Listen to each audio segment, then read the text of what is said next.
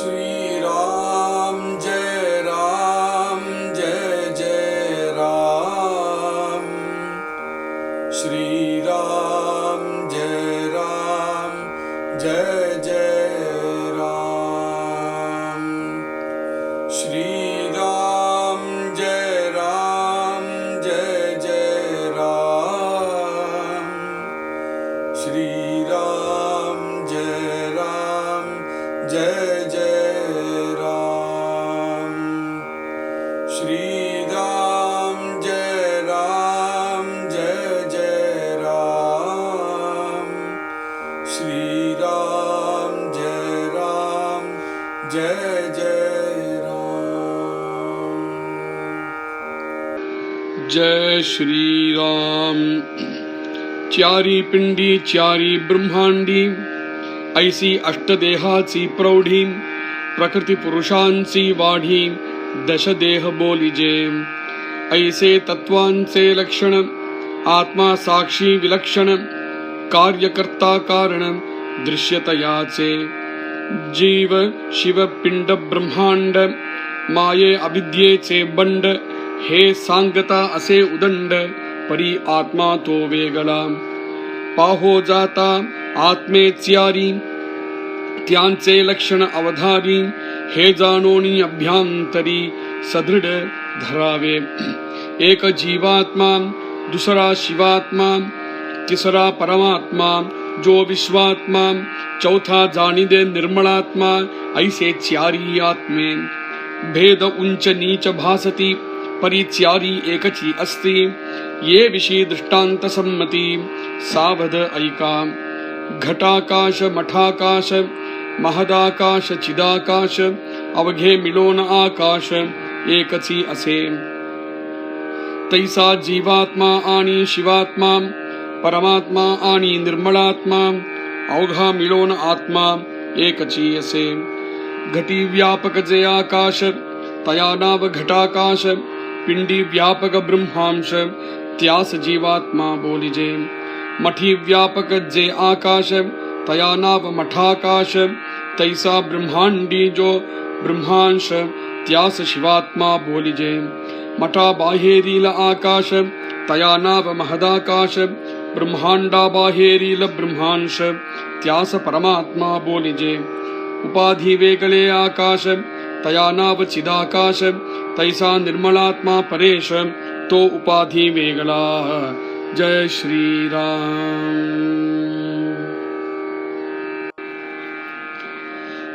ஜெய் ஸ்ரீராம். இந்த லோகத்துல வாழக்கூடிய ஜீவன்கள் எல்லாருமே கட்டுப்பட்ட நிலையில இருக்கும். அந்த கட்டுப்பட்ட நிலையினாலதான் சரீரத்துல இருந்துட்டு கர்மாக்கு உட்பட்டு பலவிதமான யோனிகள்ல பல தடவை ஜன்ம மரணத்தை அனுபவிச்சுட்டு இருக்கோம். இதுதான் சத்தியம், இதுதான் சாஸ்திரங்கள் சொல்றது. இது தெரிஞ்ச விஷயம். ஆனா ஏன் இப்படி கட்டுப்பட்டிருக்கோம் அப்படிங்கிறது தான் முக்கியம். ஏன்னா நாம் கட்டுப்பட்டதுக்கு காரணம் என்னன்னு தெரிஞ்சிருந்தாதான் இந்த கட்டிலேருந்து விடுவிக்கிறதுக்கு வழி உண்டு. ஏன் கட்டுப்பட்டோம், எப்படி கட்டுப்பட்டோம் அப்படிங்கிறது தெரியாமல் நம்மளால இந்த கட்டுப்பாடுலேருந்து வெளியில வர முடியாது. ஏன்னா யாரோ நம்மளை கட்டி போட்டிருந்தால் யாரோ நம்மளை அழுத்து விடலாம். இங்க நாமே நம்மளை கட்டி போட்டுன்றதுனாலே நாமே தான் நம்மளை அழுத்து விடணும். நாமே நம்மளை எப்படி அழுத்துக்கிறது அப்படிங்கிறது தெரிஞ்சுக்காம இவ்வளவு ஜன்மங்கள் நாம் கட்டுப்பட்டிருக்கோம் அப்படிங்கிற உணர்ச்சியே இல்லாததான் முகாவாசிய ஜீவன்கள். மற்ற ஜீவராசிகளை விடுங்கோ, மனுஷால பத்தி பேசுவோம். முகாவாசிய மனுஷர்களும் நாம் கட்டுப்பட்ட நிலையில இருக்கோங்கிறதே உணராமனா இருக்கா. இப்படி இருக்கிறது தான் சாஸ்வதம்னு நினைச்சுட்டு இருக்கா. இப்படிதான் இருந்து ஆகணும். திரும்பியும் திரும்பி வேற பிரிவு எடுத்துதான் ஆகணும். திரும்பியும் செத்துதான் ஆகணும். பலவிதமான யோனிக்கள்ல இருந்துதான் ஆகணும். இருக்கும் பொழுது பலவிதமான கர்மாக்கள் ஈடுபட்டுதான் ஆகணும். இந்த கர்மாக்களுக்கு பலவிதமான பலன்கள் எதிர்க்கோ அந்த அனுபவிச்சுட்டு இருக்கிறது தான் நம்மளுடைய நிலை. இதுதான் நம்மளுடைய அவஸ்தை. அப்படிங்கிறது தான் பெரும்பாலான மனுஷர்கள் நம்பின் இருக்கிறது, ஒத்துன் இருக்கிறது. இந்த பந்தனத்திலேந்து விடுதலை உண்டுங்கிறது தெரியவே தெரியாம இருக்கா. இந்த பந்தனத்திலேந்து முக்தனா இருக்கக்கூடிய ஒரு நிலை இருக்குன்னு தெரிஞ்சாதானே நம்ம கட்டுப்பட்டு இருக்கோம் அப்படின்னு உணர்றதுக்கு. அப்போ ஒரு முக்தனை பார்த்தாதானே தெரியும். அந்த முக்தாளாதான் சாதுக்கள் இருக்கா. கொஞ்சம் திரும்பி பார்த்தானால் அந்த முக்தாளாக ஜீவன் முக்தாளாக இருக்கா. ஆனா நம்மள மாதிரி வாழ்ந்துட்டு இருக்கா, அவ்வளவுதான். ஆனா உண்மையில இந்த லோகத்துடைய துவந்தங்கள் எதுவுமே அவளை எஃபெக்ட் பண்ணாமல் ஜிலு ஜிலுன்னு இருந்துட்டு இருக்கிற சாதுக்களை பார்த்துட்டு தான் அவாடும் நம்மளும் வித்தியாசமா இருக்கோமே அப்படின்னு தோணும். அப்படி தோணணும். அப்போ ஒரு தரம் தோணிட்டா போறோம். அப்புறம் அவளிடையே போயிட்டு நீங்க எப்படி இப்படி இருக்கேள் அப்படி கேட்கணும்னு தோணும். கேட்டதுன்னா அந்த சாதுக்கள் ஆசை ஆசையா நம்மளுக்கு நம்ம நிலை என்னன்னு சொல்லி தருவா. இந்த நிலையிலேருந்து எப்படி நான் அவிழ்த்துண்டு வழியில வரலாம் அப்படிங்கறதையும் சொல்லி தருவா. அதுதான் சாது லட்சணமே. அதுதான் சமர்த்த ராமதாசர் இந்த சமாசத்தை சொல்லிட்டு வரார்.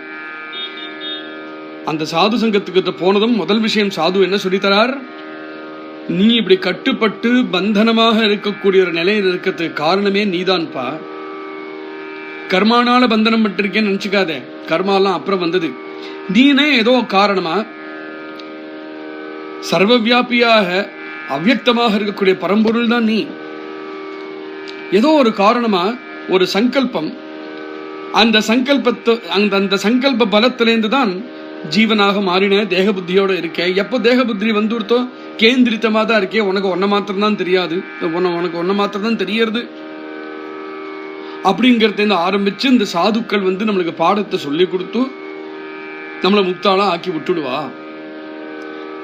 அப்படி சாது சங்கத்துல சேர்ந்தோமானால் எவ்வளவு நாள்ல முக்தனாவான் அப்படிங்கிற கேள்விக்கு தான் பல விஷயங்களை சொல்லிட்டு சாராம்சமா என்ன சொன்னார், உடனடியாக தற்கால அப்படின்னார். மேல அந்த விஷயத்தையே தான் சொல்லிட்டு வராருங்க. முதல்ல நீ எங்க இருக்க, நீ என்ன, நீ எப்பேற்பட்ட நிலையில இருக்க அப்படிங்கிறது தெரிஞ்சுன்னு. அது தெரிஞ்சுன்னையானால் உன்னை தவிர இங்க இன்னும் என்ன இருக்குங்கிறது தெரிஞ்சுக்கோ. அது தெரிஞ்சுன்னையானால் உனக்கு முக்தி சுலபம் அப்படின்னு சொல்லிட்டு வரும்பொழுது நாம் எல்லாருக்கும் நம்ம என்ன தெரியும், நம்மளை பத்தியே நம்மளுக்கு என்ன அபிப்பிராயம் அப்படின்னா, கண்ணாடிக்கு நேரம் நிற்கும் பொழுது 6 அடி உயரத்துக்கு யாரு நிற்கிறோமோ, எந்த அவயவ லட்சணங்களோட நம்ம இருக்கோமோ அதுதான் நாம் நம்பள் அப்படிங்கிற எண்ணத்தோட நம்ம இருக்கோம். அதை பின்னாடி எடுத்து கொடுத்தார். அவயவம்லாம் பூர்ணமா இல்லாதவன் ஒருவன் இருந்தானால் அவன் என்ன சொல்றது. அப்போ இந்த தேகம் அப்படின்னு நீ பாக்குற இந்த தேகம் மாத்திரம்தானே நீ நினைக்கிற. கண்ணாடியில கண்ணுக்கு தெரியக்கூடிய தேகம் மாத்திரம்தான் நீன்னு இல்லை. அப்படின்னா அந்த தேகம் சரியா இல்லாதவனுக்கு தேகம் இல்லைன்னு சொல்லிட முடியுமா என்ன? அவனே இல்லைன்னு சொல்லிட முடியுமா என்ன? அப்படி இல்லை. அப்போ தேகம் அப்படிங்கறதையே 8 விதமா பிரிச்சார். அது 8 விதமா தேகத்தை பிரிக்கிறதுக்கு முன்னாடி நீ உன்னை பத்தி மாத்திரமே தெரிஞ்சு வச்சுட்டு இருக்காயேப்பா. நீ மாத்திரமா இருக்க இந்த பிரபஞ்சத்துல, உன்னை தவிர பிரபஞ்சமே இருக்கே, அந்த பிரபஞ்சத்துல அடங்கிதானே நீ இருக்க. அப்போ நீ உன்னை பத்தியும் தெரிஞ்சுக்கோ, பிரபஞ்சத்தை பத்தியும் தெரிஞ்சுக்கோ. நீ பிண்டம், இது பிரம்மாண்டம் அப்படிங்கறத முதல்ல அடிப்படையான பிரிவு காமிச்சு கொடுத்தார். பிண்டமாக இருக்கக்கூடியவன் நீ. இந்த பிண்டம் எந்த பிரம்மாண்டத்திற்கோ அப்பேற்பட்ட பிரம்மாண்டம் உன்னை தவறையும் உனக்கு தெரியறது. சரீரம் அப்படின்னா கை கால் மூக்கு முடி இருக்கிறது மாத்திரம் தான் சரீரம்னு இல்லை. எதுக்குள்ள இந்த ஆத்மா வசிச்சுட்டு இருக்கோ அது சரீரமாக இருக்கு. நீ ஒரு ஜீவாத்மா. நீ எதுல வசிச்சுட்டு இருக்காயோ, வசிச்சுட்டு இருக்கும்பொழுது உனக்கு கண்ணுக்கு தெரியறதே, கண்ணாடியை பார்த்தா தெரியறதே, அது சூக்ஷ்ம சரீரம் அப்படிங்கிற பேரு. அது மாத்திரம்தான் சரீரம் நினைக்காது. அது ஸ்தூல சரீரம் அப்படிங்கிற பேரு. அது மாத்திரம்தான் சரீரம் நினைக்காது. கண்ணுக்கு தென்படுறது ஸ்தூல சரீரம். ஆனாக்கா கண்ணுக்கு தென்படாதது உன்னுடைய பர்சனாலிட்டின்னு ஒன்று இருக்கு உங்ககிட்ட, அதுக்கு சூக்ஷ்ம சரீரம் அப்படிங்கிறது பேரு. அதை பத்தி ஏற்கனவே சொல்லிவிட்டார். இந்த சூக்ஷ்ம சரீரத்துக்கும் காரணமாக இருக்கக்கூடிய ஒரு காரண சரீரம். இந்த காரண சரீரத்துக்கெல்லாம் பலவிதமான காரண சரீரங்களுக்கு எல்லாம் காரணமாக இருக்கக்கூடியது மகா காரண சரீரம் அப்படிங்கிறது. பிண்டத்தை பொருந்தியவரை, பிரம்மாண்டத்தை பொருந்தியவரை பார்த்ததுன்னா உனக்கு சுத்தி இருக்கிற பிரம்மாண்டம் இருக்கே அதுவும் ஒரு சரீரம் தானே. அதுக்கு பிரம்மாண்டத்துடைய சரீரம், அவ்வளவுதான் வித்தியாசம். அப்போ விராட் சரீரம், ஹிரண்ய சரீரம், அவ்யாக்கிருத்த சரீரம், மூல பிரகிருதி சரீரம் அப்படிங்கிறது பிரம்மாண்டத்துக்கும் சபை. இது எல்லாமே ஆவரணங்கள் தானே, ஒரு போர்வை போல தானே. ஏற்கனவே சொன்ன மாதிரி ஆத்மாவுக்கு மேல போர்வை போத்தின மாதிரி இருக்கு எல்லாமே அப்படிதான் சொன்னார். ஆக மொத்தத்துல பிண்டம் பிரம்மாண்டம் ரெண்டுத்தையும் பார்த்ததுன்னா 8 சரீரம், அஷ்டதேகம் இருக்கு. இதெல்லாம் சாஸ்திரம் சொல்ற விஷயம். ரொம்ப சரளமா சிம்பிளா நம்மளுக்கு புரியுற மாதிரி எடுத்து கொடுக்கிறார் சமர்த்தர். சியாரி பிண்டி சியாரி பிரம்மாண்டி, 4 தேகம் பிண்டத்துக்கு, 4 தேகம் பிரம்மாண்டத்துக்கு. ஐசி அஷ்டதேகாச்சி பிரௌடி பிரகிருதி புருஷாஞ்சி வாடி தசதேக போலிஜே. இப்படி 8 தேகங்கள் இருக்கு. பிரௌடி ரொம்ப பிரசித்தம். இது சாஸ்திரக்காராளுக்கு தெரிஞ்சது, சாஸ்திரம் படிச்சவாளுக்கும் தெரிஞ்சது. இந்த 4 நாளும் 8 தேகங்கள் இருக்கே, இது கூட பிரகிருதி புருஷன் அப்படிங்கிறதையும் சேர்த்து விட்டுட்டோமானால் 10 தேகம் ஆச்சு. ஆக மொத்தத்துல இந்த சிருஷ்டியில 10 தேகங்கள் இருக்கு. ஐசே தத்வாச்சே லட்சண ஆத்மா சாட்சி விலட்சண. இந்த ஆத்மா என்கின்றது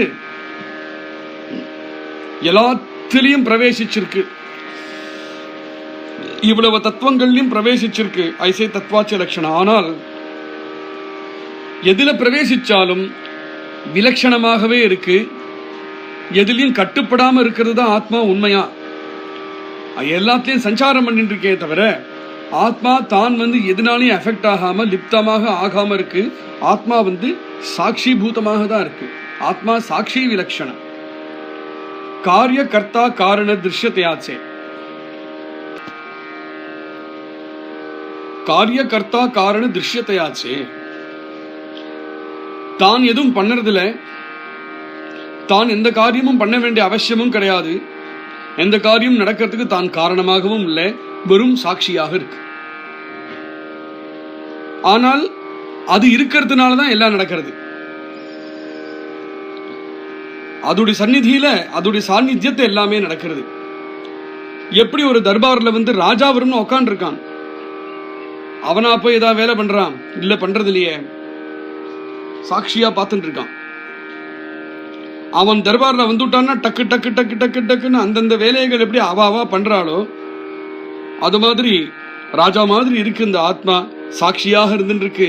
எல்லாம் டக்கு டக்குன்னு அந்தந்த வேலையை அது பண்ணிட்டு இருக்கு. வெறும் சாட்சியா இருக்கு. ஜீவ சிவ பிண்ட பிரம்மாண்ட மாயே அவித்யே சே பண்ட ஹே சாங்கதா அசே உதண்ட பரி ஆத்மா தோ வேகளா. இந்த சிருஷ்டியை பார்த்தாலே எல்லாம் ஒண்ணுக்கொன்னு பிணைந்து இருக்குன்னு ஏற்கனவே பூதங்களை பத்தி பேசும்போதும் சொன்னார். அது மாதிரி ஜீவன் சிவன் பிண்டம் பிரம்மாண்டம் அப்படிங்கிறது ஒவ்வொன்றும் பிணைந்துதான் இருக்குது. இங்க பிரிச்சு அப்படி பார்க்கறது சிரமம். மாய அவித்யேச்சா பண்ட, மொத்தத்துல எல்லாம் மாயையுடையும் அவித்யுடையும் பண்ட அப்படின்னாக்கா கலப்படமா இருக்கு. இங்க இத எவ்வளவு சொன்னாலும் சொல்லி மாளாது. ஹே சாங்கதா அசே உதண்ட, ரொம்ப அதிகமா இருக்கு, சொல்லி மாளாது, சொல்லி முடியாது நம்மளால. ஆனா ஒண்ணு சொல்லலாம், இதுல எல்லாத்திலையும் இருந்துண்டும் எதிலையும் கலப்படமாக ஆகாமல் தான் சுதந்திரமாகவே எப்பவுமே தனியா இருந்துட்டு இருக்கிறது ஆத்மா அப்படிங்கிறது. பாகோஜாதா ஆத்மேச்சியாரி. இப்ப அடுத்தது ஒரு விஷயத்த சொல்றார், புரியறதுக்காக சொல்றேன். ஆத்மாவே 4 விதமான ஆத்மா இருக்குங்கிறார். எல்லாம் சாஸ்திர விஷயம்தான். பாகோஜாதா ஆத்மேச்சியாரி, 4 ஆத்மா உண்டா. தியாச்சே லட்சண அவதாரி, அதோடைய லட்சணங்கள் நான் சொல்றேன், நீங்க கேளுங்கோ. ஹே ஜானோனி அபியாந்தரி சதிருட தராவே.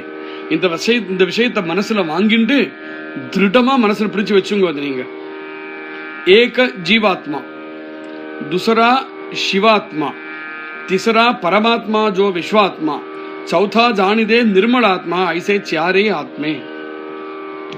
4 ஆத்மாக்கள்ல ஒன்னு ஜீவாத்மா, ஒன்னு சிவாத்மா, ஒன்னு பரமாத்மா. அந்த பரமாத்மாக்கு விஸ்வாத்மா அப்படிங்கிற பேரு. 4வது நிர்மலாத்மா அப்படிங்கிறது. 4 விதமான ஆத்மாக்கள் உண்டு. பேத உஞ்ச நீச்ச பாசதி. 4 விதமான ஆத்மா அப்படின்னா 4 விதமான ஆத்மாக்கள் இருக்குன்னு நினைச்சுக்க வேண்டாம். பேதம் தான் இது. 4த்துக்கும் பேதம் இருக்கிறதான 4 பேரு தான் இருக்கு. பேத உஞ்ச நீச்ச பாசதி, ஏறத்தாழ அதுக்கு பேரு மாத்திரம் தான் இருக்கு. பரி சாரி ஏகச்சி அஸ்தி, ஆனா 4மே ஒரே ஆத்மா தான்.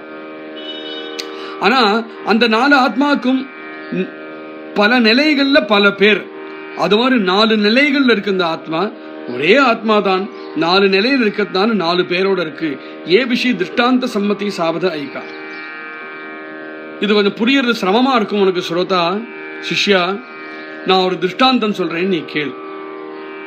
என்ன திருஷ்டாந்தம்னா, घटाकाश मठाकाश महदाकाश चिदाकाश அவகேமிலோன ஆகாஷ ஏகசி அசே. ஆகாசம் அப்படிங்கிறது ஒண்ணுதான், ஆனா 4 வெவ்வேறு நிலைகள் இருக்கிறதுனால ஆகாசத்துக்கு घटाकाशம்னு ஒரு பேரு, மठाकाशம்னு ஒரு பேரு, மகதாகாசம்னு ஒரு பேரு, சிதாகாசம்னு ஒரு பேரு. ஆனா இதெல்லாம் 4ம் சேர்ந்து ஒரே ஆகாசம் தான். அது போல ஏகசி அசே, அது போல இந்த 4 ஆத்மாக்களுக்கு 4 நிலைகள்ல 4 பேரு, ஆனா வஸ்துதா ஒன்றுதான். தைசா ஜீவாத்மானி சிவாத்மா பரமாத்மானி நிர்மலாத்மா அவகாமிலோன ஆத்மா ஏகச்சியசே. ஜீவாத்மா சிவாத்மா பரமாத்மா நிர்மலாத்மா எல்லாம் சேர்ந்து ஒரே ஒரு ஆத்மா தான். இப்போ கொடுத்த இந்த உதாரணத்தை கொஞ்சம் விளக்கி சொல்றார். घटी व्यापक जे आकाश, ஒரு घटी அதாவது ஒரு பானை. அந்த பானை வெறும் காலி பானை, அதுல ஒண்ணும் இல்லை. அந்த பானை ஒண்ணும் இல்லைன்னு சொல்றோமே, அப்ப அதுக்குள்ள என்ன இருக்கு? ஒண்ணும் இல்லாம இருக்க முடியுமா ஏதாவது? எப்போ அந்த பானையில தீர்த்தமோ பாலோ தானியமோ எதுவும் போடாம வெறும் அந்த பானையை வச்சோமோ, எந்த திரவியமும் அந்த பானையில போடலைனால் அந்த பானைக்குள்ள ஆகாசம் நிச்சயமா இருக்கு அல்லவா? அப்படி அந்த பானைக்குள்ள இருக்கக்கூடிய அந்த ஆகாசத்துக்கு घटाकाशம் அப்படிங்கிற பேர். घटी व्यापक जे आकाश தியானாவ घटाकाश. அதே மாதிரி பிண்டமாக இருக்கக்கூடிய நாம் இருக்கோமே, பிண்டே வியாபக பிரம்மாம்ச தியாச ஜீவாத்மா போலிஜேனா அருமையான எக்ஸாம்பிள். இப்ப நம்ம ஜீவாத்மான்னு சொல்லிக்கிறோமே, ஜீவாத்மாவும் பரதத்துவமும் ஒண்ணுதான் ஒண்ணுதான் ஒண்ணுதான் அத்வைத்தம் சொல்லிட்டு வருது இல்லையா? அது எப்படிங்கிறது காமிக்கிறாருங்க. இந்த சரீரத்துக்குள்ள பிரம்மத்துடைய எந்த அம்சம் இருக்கோ அந்த அம்சத்துக்கு ஜீவாத்மான் பேர். இதுக்குள்ளது சஞ்சாரம் பண்ணி இருக்கிறதுனால ஜீவாத்மா என்கின்ற பேர், அவ்வளவுதான். இப்போ இந்த பானை எங்க இருக்கு? இந்த பானை ஒரு ரூம்ல வச்சிருக்கோம், அல்ல ஒரு வீடுக்குள்ள வச்சிருக்கோம். இப்ப பானை ஒரு ரூம்ல வச்சிருக்கோம்னா பானைக்கு உள்ள ஆகாசம் இருக்கா? பானைக்கு வெளியில என்ன இருக்கு? அந்த ரூம்ல வேற எத்தும் இல்லைன்னு வைப்போமே, அப்ப அந்த ரூம்ல இந்த பானையை சுத்தி வர கவர்ந்துண்டு என்ன இருக்கு? இல்லை. அந்த ரூமுக்குள்ள டேபிளோ சேரோ ஏதோ வச்சிருந்தாலும் எந்த வஸ்து இருக்கோ அந்த வஸ்துக்கள்லாம் சுத்திண்டு என்ன இருக்கு அப்படின்னு பார்த்தா ஆகாசம். அப்போ பானைக்குள்ள இருக்கக்கூடியது घटाकाशம். பானையை சுத்தீவர இருக்கக்கூடியது ஒரு ரூம்குள்ள இருக்கிற என்னது ஆகாசம் என்னது மठाकाशம். மఠி வியாபக ஜெய ஆகாஷ தயானாவ மठाकाश. பானைக்கு வெளியில் இருக்கக்கூடிய ஆகாசம் மठाकाशம். அது மாதிரி சரீரத்தோடு சுத்தின் இருக்கிறவர்கள் நம்மக்குள்ள இருக்கக்கூடிய ஆத்மாவுடைய அம்சத்துக்கு பேரு ஜீவாத்மா அப்படிங்கிறது பேரு. நம்மளை சுத்திவர் என்ன இருக்கு? நம்மளை சுத்திவர் இருக்கிறது பிரம்மாண்டம் இல்லையா? நம்மளை தவிர எல்லாமே நாமுமே பிரம்மாண்டத்தை ஒத்தரா இருக்கிறதுனால அவாவா நம்மளை சுத்திவர் பிரம்மாண்டத்தை தான் பாக்குறோம். நீங்க சுத்தி பார்க்கும்பொழுது உங்களுக்கு நான் பிரம்மாண்டத்துல அடங்கினவன், நான் பார்க்கும்பொழுது நீங்க எனக்கு பிரம்மாண்டத்துக்குள்ள அடங்கினவன் அல்லவா? அப்போ நம்மளை தவிர அப்படின்னு ஒண்ணு பார்த்தோம்னா பிரம்மாண்டம் தானே. இந்த பானையை தவிர பார்த்து ரூம்குள்ள பார்த்தா மாதிரி. அப்போ இந்த பிரம்மாண்டத்துல இருக்கக்கூடிய பிரம்மாம்சம் இருக்கே, தைசி பிரம்மாண்டி ஜோ பிரம்மாம்ச தியாச சிவாத்மா போலிஜே. ஆத்மா பிரம்மாண்டம் முழுக்க வியாபித்து இருக்கக்கூடிய ஆத்மா சிவாத்மா. அப்போ அந்த ரூம்ல இருக்கக்கூடிய அந்த பானையை உடைச்சுட்டேன்னு என்ன ஆகும்? பானைக்குள்ள இருக்கிற ஆகாசமும் அந்த ரூம்குள்ள இருக்கிற ஆகாசமும் ஒன்னோட ஒன்னு ஆயிடும் இல்லையா? அது எப்பவுமே ஒன்னாதான் இருந்தது, பிரிஞ்சு இருக்கல. அதுக்கு நடுவுல பானை அப்படிங்கிற உபாதி கொண்டு வந்ததுனால ரெண்டா தென்படுறது. அது மாதிரி நம்மக்குள்ளே இருக்கிற ஆத்மாவும் பிரம்மாண்டம் முழுக்க வியாபித்திர ஆத்மாவும் ஒண்ணுதான். அது ரெண்டு இல்ல, சரீரம் அப்படிங்கிற உபாதி கொண்டு வந்ததுனால ரெண்டா தெரியறது அப்படின்னு அருமையா எடுத்து காமிக்கிறார்.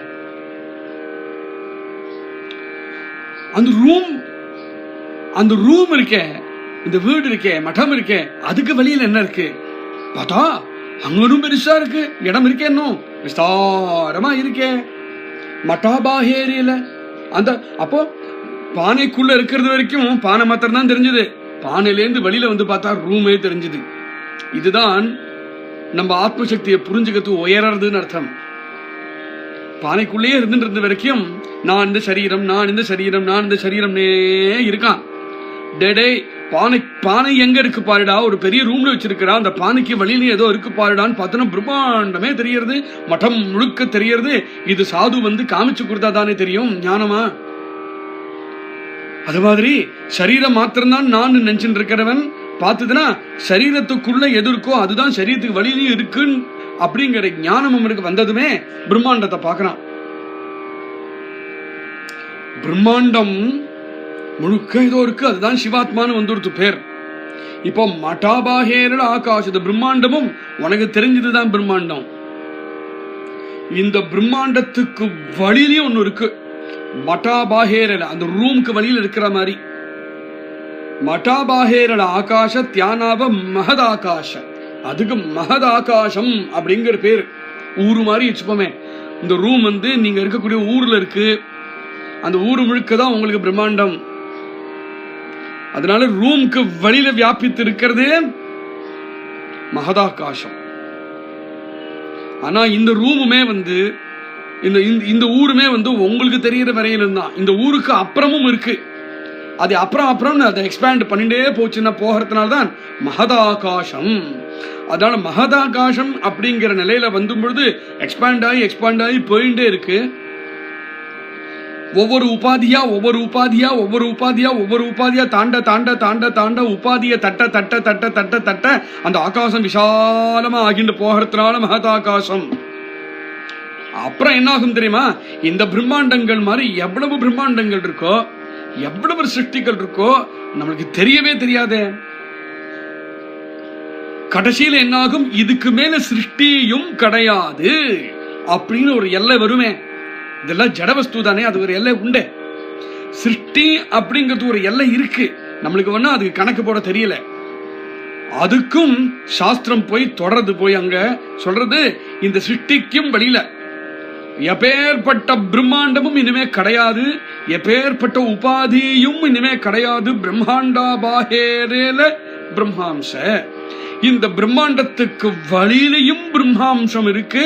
ஆனால் இனிமே அந்த பிரம்மாம்சத்துக்கு இனிமே எப்பேற்பட்ட உபாதியும் கிடையாது, எந்த எப்பேற்பட்ட தடையும் கிடையாது.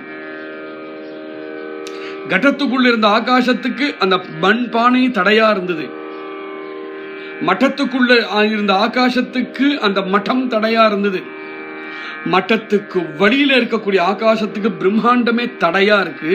பிரம்மாண்டம் அப்படிங்கிற தடையும் தாண்டி போனதுக்கு அப்புறம் தியாச பரமாத்மா போலிஜே, அதுக்குதான் அதுக்கு பரமாத்மாங்கிறது பேரு. இந்த ஊருக்கு வெளியில மடத்துக்கு வெளியில ஊர்ல தெரிஞ்சுட்டு இருக்கிறது வரைக்கும் பரமாத்மாவாக இருந்தது. मठी व्यापक जय आकाश त्यानाव मठाकाश तैसा ब्रह्मांडी जो ब्रह्मांस त्यास शिवात्मा बोलिजे मठा बाहेर जय आकाश त्यानाव महदाकाश அந்த மடத்துக்கு வழியில் இருந்த ஆகாசத்துக்கு மகதாகாசர்னு பேரா இருந்தது. பிரம்மாண்டா பாஹேரேல பிரம்மாம்ச தியாச பரமாத்மா போலிஜே, இந்த பிரம்மாண்டத்துக்கு வழியிலையும் இருக்கே, உனக்கு தெரிஞ்ச பிரம்மாண்டத்துக்கு வழியில் இருக்கிறதுக்கு பரமாத்மா அப்படிங்கிற பேரு. அது மாதிரி அப்படியே தாண்டிட்டு போனதுக்கு அப்புறம் எந்த உபாதியும் இல்லாம இருக்கக்கூடிய நிலை. உபாதி வேகலே ஆகாஷ தயானாவ சிதாகாஷ, இனிமே உபாதியே இல்லாமல் விஸ்தாரமா இருந்துட்டே இருக்கிறது தான் சிதாகாசம். தைசா நிர்மலாத்மா பரேஷதோ உபாதி வேகலா. கடத்துக்குள்ள இருக்கிற வரையிலும் கடம் அதுக்கு தடையா இருந்தது. கடம் அப்படிங்கிற தடையோட இருக்கிறது வரையிலும் ஜீவாத்மா அப்படிங்கிற பேரு கட்டாகாசம் போல. மட்டத்துக்குள்ள இருந்துருக்கிற வரையிலும் மட்டம் தடையாக இருந்தது. மட்டத்துக்குள்ள இருக்கக்கூடிய மட்டாகாசம் போல இருக்கிறது சிவாத்மா அப்படிங்கிறது. மட்டத்துக்கு வழியில பல இடங்கள், பல ஊருக்கள் இருக்கு. பல ஊர்களும் பல இடங்களையும் வியாபித்து இருக்கக்கூடிய ஆகாசத்துக்கு மகதாகாசன பேரு. அதுதான் பரமாத்மா அப்படிங்கிற பேரோட இருக்கு. இனிமேல் எந்த உபாதியும் கிடையாது, இனிமேல் எந்த ஊரும் கிடையாது, எந்த பிரம்மாண்டமும் கிடையாது. சகல பிரம்மாண்டங்களுக்கும் தாண்டினத்துக்கு அப்புறமும் இருக்கே ஒரு ஆகாசம். அந்த ஆகாசத்துக்கு தான் சிதாகாசம்ங்கிற பேர். இனிமேல் சிதாகாசம் அப்படிங்கிற நிலையில எப்பேற்பட்ட தடையும் இல்லாத விஸ்தாரமா, எந்த நிரோதமும் இல்லாமல் எந்த தடையும் இல்லாமல் இருக்கக்கூடிய ஒரு நிலை சிதாகாசம்ங்கிற பேரு. அதுதான் நிர்மலாத்மா. அப்போ பானைக்குள்ள இருக்கக்கூடிய ஆகாசம் கட்டாகாசம் போல ஜீவாத்மா. பானைக்கு வழியில இருக்கக்கூடிய ஆகாசம் விசாலமா இருக்கு, ஆனா மட்டத்துக்குள்ள இருக்கு, அது மட்டாகாச, அது சிவாத்மா. மட்டத்துக்கு வழியில இருக்கக்கூடிய ஆகாசம், பல ஊர்களை தாண்டி இருக்கக்கூடிய ஆகாசம், எல்லா ஊர்களையும் வியாபித்து இருக்கக்கூடிய ஆகாசம். ஆனா பிரம்மாண்டம் அப்படிங்கிற தடைக்குள்ள இருக்கக்கூடிய ஆகாசம், அது மகதாகாசம்னு பேரு. அது போல பரமாத்மா இனிமே தடையில்லாமல் ஆகாசம் மாத்திரமே இருக்கு அப்படிங்கிற நிலை சிதாகாசம். அது போல நிர்மலாத்மா அப்படிங்கிற விஷயத்த அழகா இந்த உதாரணத்தை எடுத்து கொடுக்கிறார் சமர்த்தர் நம்மளுக்கு. மேல நாளைக்கு இன்னும் சிரவணம் பண்ணுவோம். ஜெய் ஸ்ரீராம். ஸ்ரீராம் ஜெய ராம் ஜெய ஜெய ராம். ஸ்ரீராம் ஜெய ராம் ஜெய ஜெய ராம். ஸ்ரீராம் ஜெய ராம் ஜெய ஜெய ராம். ஸ்ரீராம் ஜெய ராம் ஜெய ஜெய ராம். ஸ்ரீராம் ஜெய ராம் ஜெய ஜெய ராம். ஸ்ரீராம் ஜெய Ram Jaya Jaya Ram.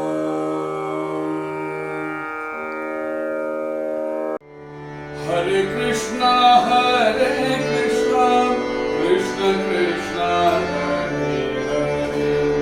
Hare Rama, Hare Rama, Rama Rama, Hare Krishna, Hare Krishna, Krishna Krishna, Hare Rama, Hare Rama, Rama Rama, Hare Krishna, Hare Krishna, Krishna Krishna.